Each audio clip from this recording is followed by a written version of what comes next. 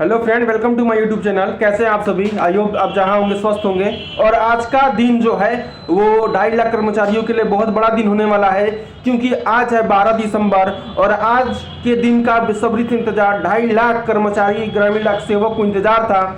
जी हाँ, आज से ही स्ट्राइक शुरू होने जा रहा है और कल रात बीते 11/11 को कैंडल मार्च निकाल के और इसको एकता का प्रतीक दिया गया है और इसका जो दूसरा नाम दिया गया है वादा निभाओ, इसे करके जो आप लोग के अधिकार के लिए एक बार फिर से सारी यूनियन लीडर खड़े हुए हैं। तो इसे एक बार आपको फिर से आपके सामने एक कह सकते हैं कि ऐसा पल आ गया है जो आपके भविष्य को और आपके आने वाले फ्यूचर को बहुत कुछ दे सकता है और बहुत कुछ ले सकता है। तो जी हाँ, आज का डेट है 12 दिसंबर और 12 दिसंबर से स्ट्राइक शुरू होने जा रहा है। इससे पहले कि मैं कुछ टॉपिक पे बात करूं कि क्या क्या डिमांड रखा गया, क्या क्या रिप्लाई आया, किसको किसको पत्र लिखा गया, एक बार सारा मैं डॉक्यूमेंट लेकर उपस्थित हूँ और सारा आपको डाउट क्लियर करने वाला हूँ कि हमारी अभी तक क्या मांग रखा गया था और उसके जवाब में क्या क्या आया है और आगे आज 12 दिसंबर के बाद जो स्ट्राइक चलेगी उसके बाद क्या निर्णय निकल के आएगा और आप लोग के मन में क्या चल रहा है। और जितने भी जेडीएस कर्मचारी हैं वो अपने मतलब कह सकते हैं कि डिवीजन पे उनके यहाँ का क्या क्या माहौल है और किस तरह की परिस्थितियाँ बनी हुई है, इसके बारे में ज़रूर बताइएगा कमेंट करके। और साथ में ही मैं आज सारा टॉपिक की बात करना हूँ जो अभी तक किसी ने डिमांड रखा, किसी का जवाब आया, संसद में क्या हुआ, सरकार क्या बोल रही है, विभाग क्या बोल रहा है, उसके बारे में सारा डिटेल लेकर आया हूँ। और आज का दिन जो 12 दिसंबर है, आज से जो जेडीएस स्ट्राइक हड़ताल जो है वादा निभाओ, जिसका दूसरा नाम वादा निभाओ करके दिया गया था, तो उसमें क्या क्या आएगा तो हम सारे टॉपिक की बात करेंगे। तो जो सबसे पहले नोटिस लिखी गई थी वो जगदीश गुप्ता द्वारा लिखी गई थी, जो डाक विभाग के उप महानिदेशक है। और सबसे पहला नोटिस ये लिखा गया था, तो मैं सारे नोटिस के ऊपर आपको एक बार फिर ले जाना चाहता हूँ और साथ में ही सारा आपको ज्ञात दिलाना चाहता हूँ कि डिमांड क्या रखा गया था और जवाब क्या आया है सरकार की तरफ से और विभाग की तरफ से। क्योंकि ये हड़ताल के पहले मैं सोचा कि एक बार फिर सारा डिमांड और सारा रिप्लाई जितना नोटिस आया हुआ है मैं आपको बता दूं। तो चलिए शुरू करते हैं। वीडियो शुरू करने से पहले मैं सभी से रिक्वेस्ट करता हूं कि ऐसे ही मेरे वीडियो को लाइक, सब्सक्राइब और अपना प्यार दीजिए और ऐसे ही अपना प्यार बनाए रखिए। तो आइए शुरू करते हैं बिना किसी देरी के। तो जो सबसे पहला नोटिस लिखा गया था वो जगदीश गुप्ता जो हमारे उप महानिदेशक है उनके द्वारा लिखा गया था कि यह एक अखिल भारतीय ग्रामीण डाक सेवक संघ के ग्रामीण डाक सेवक 12/12/2023 से अनिश्चितकालीन हड़ताल संख्या GDS JC/2A/2023 में संदर्भ में लिखा गया है। और आप पहली नोटिस में 7 डिमांड किया गया था जिसमें कि निम्नलिखित द्वारा बताया गया था। तो 7 डिमांड क्या था वो बताऊंगा और उस 7 डिमांड का रिप्लाई क्या आया था वो बताऊंगा। ये मैं इसलिए अभी बता रहा हूँ क्योंकि आप लोग एक बार हड़ताल शुरू करने से पहले एक बार नोटिस देख लीजिए कि इसमें क्या डिमांड रखा गया था और क्या क्या जवाब आया था। तो इस डिमांड में ये बताया गया है, तो जो पहला डिमांड था वो था 8 घंटे का काम और पेंशन सहित सभी का लाभ प्रदान करे। यह पहली डिमांड थी जिसका रिप्लाई आया था कि माननीय उच्च न्यायालय दिल्ली के समक्ष national foundation of postal employ WP number 1323/2021 के मामले का विचाराधीन किया जा रहा है। तो ये था पहला डिमांड ये रखा गया था जिसका रिप्लाई आया था कि माननीय उच्च न्यायालय दिल्ली के समक्ष national foundation of the postal employ और WP नंबर 1323/2021 के मामला में विचार किया जा रहा है। दूसरा क्या था कि TRC समय संबंधी भत्ता के तर्क संगत निर्धारण सहित श्री कमलेश चंद्र समिति द्वारा सिफारिशों के तत्काल नियमित कर्मचारियों को सम्मान में नियमित वरिष्ठ बैचिंग के लिए वेटेज वृद्धि और 12/24/36 रूल लागू हो। उसके जवाब आया था कि वित्तीय उन्नयन का मुद्रा जांच अधीन है और इसमें IFW की समिति प्राप्त हो गई है। अक्टूबर माह में बैठक हुई में जेडीएस यूनियन की यह प्रगति से अवगत कराया जाएगा। ये दूसरे का रिप्लाई आया था। तीसरे का क्या था, समूह बीमा को 5 लाख तक बढ़ाने की मांग किया जा रहा है और इसका जवाब क्या आया था कि यह प्रस्ताव डाक जीवन बीमा निदेशालय के परामर्श में सक्रिय रूप से विचाराधीन है, यानी विचार किया जा रहा है।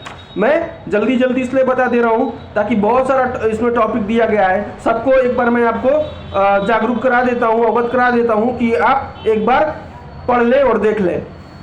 उसके अगला टॉपिक, अगला डिमांड क्या था कि विभागीय कर्मचारियों के अनुरूप जीडीएस की ग्रेजुएटी में 5 लाख की वृद्धि हो, और इसका रिप्लाई आया था कि माननीय उच्च न्यायालय दिल्ली के समक्ष national foundation of postal employ and others WP number 1323/2021 के मध्य के नजर मामला विचाराधीन है, यानी मामला को विचार किया जा रहा है।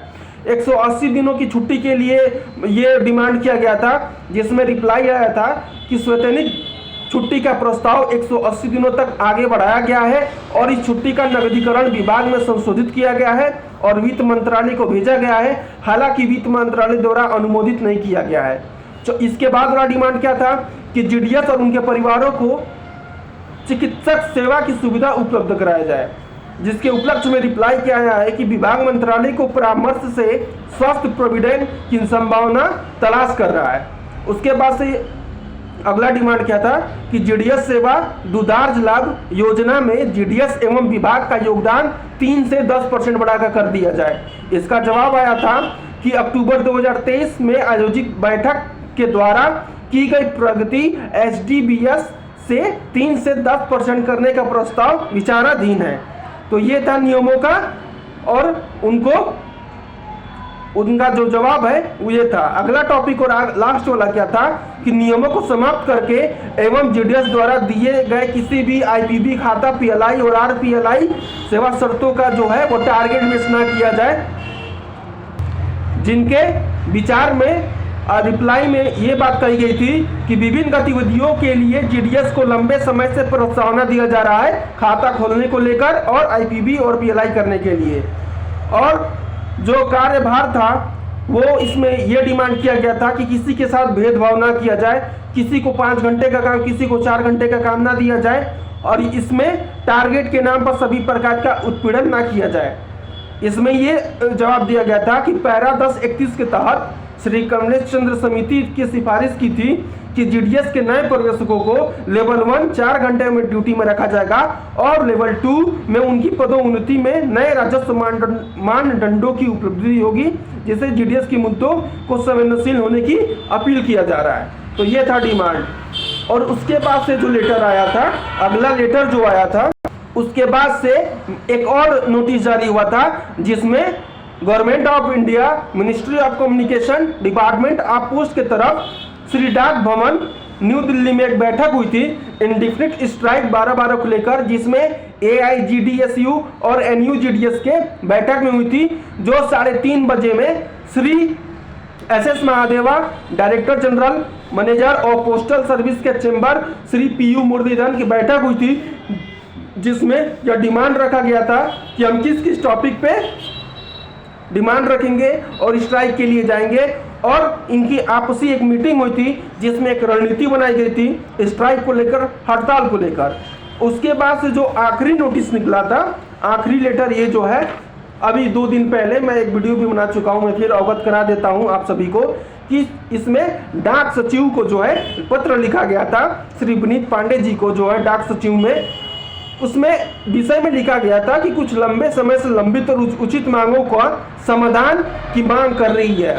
इसमें कुछ डिमांड का मतलब कि मैं अभी जो आपको डिमांड बताया था, सेम वही पत्र एक डाक सचिव विनीत पांडे जी को लिखा गया था, जिसमें लिखा गया था कि महोदय, हम यहाँ कुछ उचित समय और उचित मांगों को सूचीबद्ध कर रहे हैं जो लंबे समय से लंबित है, और यह उन जीडीएस कर्मचारियों को संतुष्ट करने के लिए है। मांगों को पूरा करने का सही समय है, जो आपके मांग को पूरा करने के लिए तत्पर है, और ये मांगे जो है निम्नलिखित प्रकार से हैं। पहला इसमें क्या था कि जीडीएस को सिविल सेवक का दर्जा, और राजम्मा मामले में सुप्रीम कोर्ट के फैसले के बाद जीडीएस यूनियन को सिविल सेवक का दर्जा देने में औचित्य और न्यायिक आधार मिल गया है, दर्जा निम्नलिखित द्वारा प्रदान किया जा सकता है। उसके बाद क्या था कि वर्तमान जीडीएस आचरण और सगाई नियमों को खत्म करने एवं आवेदन में जीडीएस के लिए केंद्रीय सिविल सेवक वर्गीकरण, नियंत्रण और अपील नियमों और उन्हें एक अलग वर्गीकरण दे रहे हैं। उसके बाद से क्या था कि अधिकतम 5 घंटे की सीमा को हटाकर जीडीएस के काम के घंटे के काम के बोझ के आधार पर दिया जाए। ये एक नया टॉपिक आया था कि जिस बीओ या जिस एसओ में जितना घंटा बीपीएम और एबीपीएम काम कर रहे हैं उसके अकॉर्डिंग उनका टीआरसी बढ़ाया जाए। अगर किसी बीओ में 8 घंटे का काम है तो 8 घंटे दिया जाए, अगर किसी बीओ में 4 घंटे का काम है तो 4 घंटे दिया जाए। टीआरसी का नाम को खत्म करके वेतन को वेतन कहा जाए, टीआरसी का नाम ना दिया जाए। चौथा था कि सीसीएएस पेंशन नियम 1972 के प्रावधानों में ऐसे जीडीएस पे लागू करें जिन्हें 31/3/2023 को या उससे पहले नियुक्त किया गया था और उन्हें पेंशन प्रदान करना शामिल है। जो पहले सेवानिवृत्त कर चुके हैं और जहां तक दूसरों के पालने पोषने की बात है तो पेंशन फाउंडेशन में 10% का योगदान है। द्वितीय 12-24-36 वर्ष में पूरे होने पर समयबद्ध वित्तीय उन्नयन प्रदान करना है और यह एक औचित्य है जो कि जीडीएस कर्मचारियों को सिविल पद के धारक हैं, इसलिए उन्हें 10, 20 एवं 30 वर्ष पूरे होने पर वित्तीय उन्नयन प्रदान किया जाए। यानी 10 वर्ष पे रूल 12, 20 वर्ष पे रूल 24 और 30 वर्ष नौकरी होने पर रूल 36 का जो रूल है उसको प्रदान किया जाए। आप ये समझ सकते हैं। और इसमें इस मांग को नकारना, इसमें लिखा गया है कि इस मांग को नकारना जो है समझ के परे है। तृतीय में ग्रेजुएटी जो था वो 1.5 लाख रुपए का सीमा हटाकर श्री कमलेश चंद्र समिति ने सिफारिश की थी कि ग्रेजुएटी की राशि को अधिकतम 5 लाख होने चाहिए। यह पूरी तरह उचित है, लेकिन इसे मनमाने ढंग से घटाकर 1.5 लाख कर दिया गया। सिफारिश की गई थी 5 लाख का और इसको मनमाने रूप से अपने अकॉर्डिंग बनाकर 1.5 लाख कर दिया गया था। ये है पूरी संरचना आप लोग के सामने और ये सारा डिमांड रखा गया है, इसका जवाब भी आया है और कुछ जो विभाग है इसकी मंजूरी दे दी है 12-24-36 को लेकर, ग्रुप इंश्योरेंस मेडिकल को लेकर और ग्रेजुएटी को लेकर और पेंशन को लेकर। पेंशन का रूल कुछ अलग है लेकिन पेंशन का रूल डिपार्टमेंट में कर दिया गया है अब।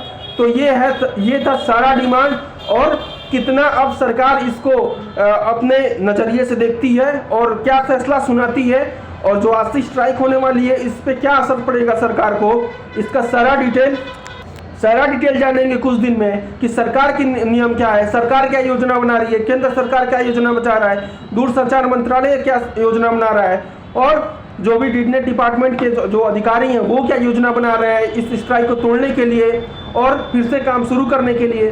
तो जैसे ही कोई इन्फॉर्मेशन आएगा मैं फिर प्रोवाइड करूंगा। और आज के पास ये देखना है कि सरकार हमारी मांग को कब पूरा करती है, कितने दिनों में पूरा करती है, क्या कुछ नया नियम लगाएगी या कुछ टीआरसी 8 घंटा नहीं होगा, क्या जीडीएस वालों को फिर निराशाजनक लगेगी या कुछ सफलता इस बार हासिल होगा। तो मिलते हैं नेक्स्ट वीडियो में। वीडियो शुरुआत करने से पहले अपना लाइक करिए, सब्सक्राइब करिए और अपना प्यार दीजिए और वीडियो को पूरा देखिएगा तभी सारा समझ में आएगा। ये वीडियो आप ही के लिए बनाया गया और बहुत मेहनत से बनाया गया है। एक एक टॉपिक इसमें जो अटैच किया गया है वो ट्रू इन्फॉर्मेशन बेस पे बताया गया है। इसमें कुछ अलग ऐड नहीं किया गया है, अपनी तरफ से कुछ बोला नहीं गया है। तो मिलते हैं नेक्स्ट वीडियो में बहुत बहुत धन्यवाद।